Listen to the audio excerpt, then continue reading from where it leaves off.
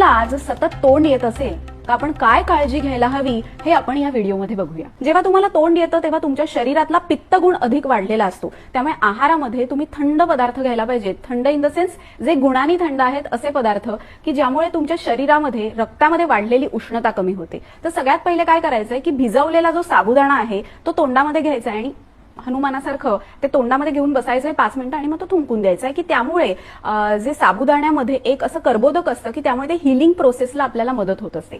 त्यानंतर दुसरी महत्त्वाची गोष्ट म्हणजे आपल्या घरी नारळाचं दूध अवेलेबल असतं, तर नारळाच्या दुधाने जर तुम्ही गुळण्या केल्यात तर जिभेच्या बाजूला जर तुम्हाला तोंड आलेलं असेल तर ते कमी व्हायला आपल्याला या नारळाच्या दुधाने मदत होत असते। तिसरी महत्त्वाची गोष्ट म्हणजे जिथे तो व्रण आलेला आहे तिथे ते हिलिंग होण्यासाठी सगळ्यात महत्त्वाचं म्हणजे तिथे तुम्ही थोडंसं मध आणि तूप असं मिश्रण लावायचं। एक दिवस मध लावायचा, एक दिवस तूप लावायचं, आपोआप ते भरून निघतं। आणि त्याच्यानंतर सगळ्यात महत्त्वाचं कारण म्हणजे काय की हे तोंड तुम्हाला वारंवार काय येतंय याचा अर्थ तुमच्या शरीरातली तुमच्या उष्णता वाढलेली आहे, तुमचं पोट साफ होत नाहीये, म्हणजे आतड्यांचं रिफ्लेक्शन हे आपल्या जिभेवर दिसत असतं। त्यामुळे जर तुम्हाला सतत तोंड येत असेल तर सगळ्यात पहिले तुमचं पोट रोज साफ होणं महत्त्वाचं आहे आणि त्याच्यासाठी काय करायला हवं हे जाणून घ्यायचं असेल तर तुम्ही मला DM मध्ये विचारू शकता।